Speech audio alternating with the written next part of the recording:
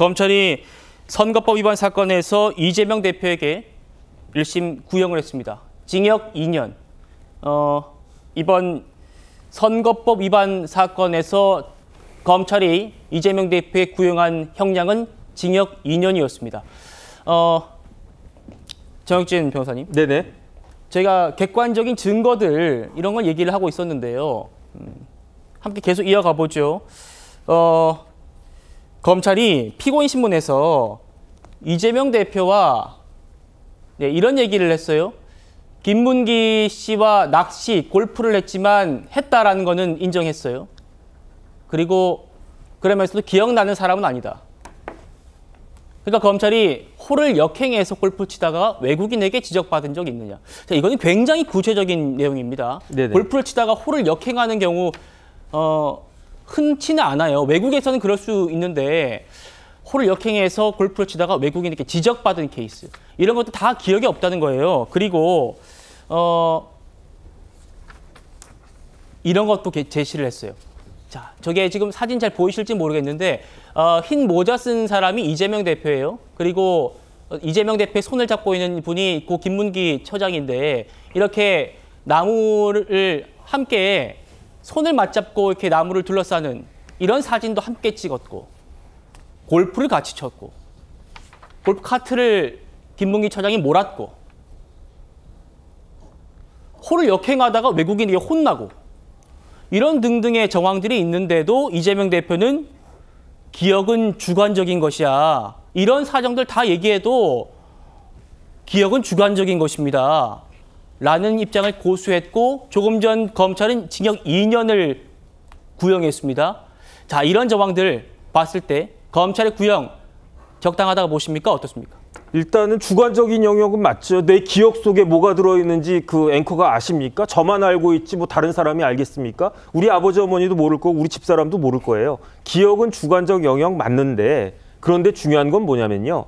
형사법은 민사법과 달리 주관적 영역을 객관적으로 판단하는 거거든요. 그러니까 민사법에서는요. 고의나 과실이 똑같아요. 그러니까 어떤 결과가 중요한 거지 어떤 의도는 그렇게 중요하지 않습니다. 하지만 형사법은 사람을 처벌하는 거기 때문에 주관적 구속 요건이 필요한 거거든요. 그 주관적 구속 요건이 뭡니까? 고의란 말이에요. 고의. 그렇기 때문에 만약에 고의가 없으면 형사적으로는 처벌받지가 않습니다. 그러니까 예컨대 어떤 사람이 사망을 했어도 내가 죽일 마음이 없었다. 그냥 우연히 그냥 실수로 사람이 죽었다. 그러면 살인죄로 처벌받지 않고요. 과실치사죄로 처벌받게 되는데 그런데 내가 사람을 죽여놓고 나 저 사람 죽일 생각 전혀 없었다. 그렇게 주장하고 그렇게 말만 하면은 살인죄가 과실치사죄가 됩니까? 말이 안 되는 거거든요. 그런데 이제 지금 이재명 대표 이야기는 그 총명하신 분이 김문기 처장이라고 하는 분을 몰랐다는 이야기인데 해외여행 9박 10일 같이 간 경우가 많습니까? 그다음에 해외여행 가가지고 골프 치는 경우 있습니까?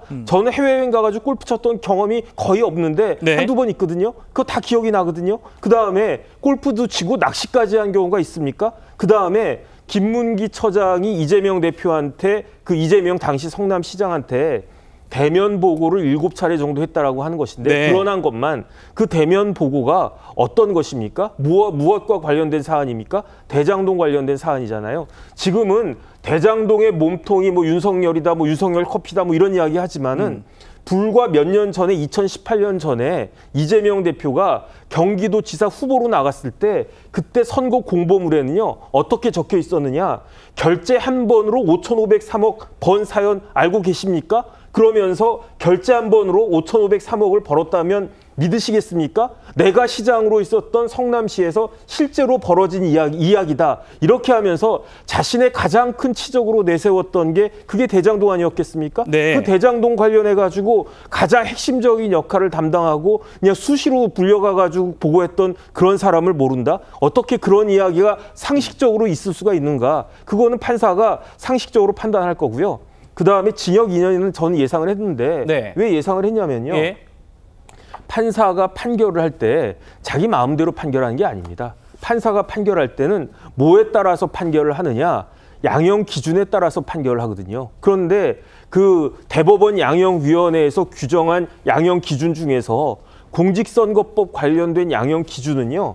가중 사유가 있을 때에는 네. 징역 8개월부터 징역 2년까지인데 그런데 제가 봤을 때 이재명 대표의 이 허위사실 공표죄는 죄질이 역사상 최대로 나쁜 그런 사건이다. 다른 선거입니까? 이게 지방선거입니까? 경기도지사 선거입니까? 총선입니까? 아니잖아요. 대선이죠. 대선이잖아요. 그다음에 만약에 이런 백현동과 그다음에 이제 김문기 처장 관련된 대장동을 몰랐다라고 이렇게 거짓말한 것이 이제 유죄가 됐을 때 이게 만약에 이제 이런 거짓말이 없었다라고 하면 지난번 대선 박빙이었지 않습니까? 0.73%였는데 제 생각에는 만약에 이재명 대표가 김문기 알았다. 그다음에 국토부 협박 없었고 내가 종상향 4단계 그냥 눈 딱 감고 해줬다. 예. 이렇게 이야기했으면 이재명 후보와 윤석열 후보 차이가 과연 0.73% 차이로 끝났을 것인가. 제가 봤을 때 7.3% 이상의 차이가 벌어지지 않았을까. 그렇게 추측도 할 수 있는 거 아니겠습니까? 대선에 굉장히 큰 영향을 미쳤다고 보시는군요. 그러니까 검찰에서는요. 양형 기준에 의해서 가장